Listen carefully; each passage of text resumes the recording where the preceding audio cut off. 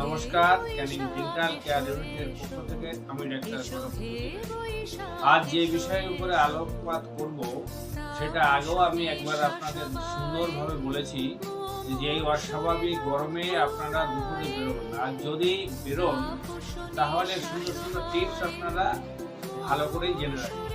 যেমন আম পোড়া খুব ভালো কাজ করে শরীরে এই সময়, অথবা আপনি স্যালাইন তৈরি করে নিতে পারেন।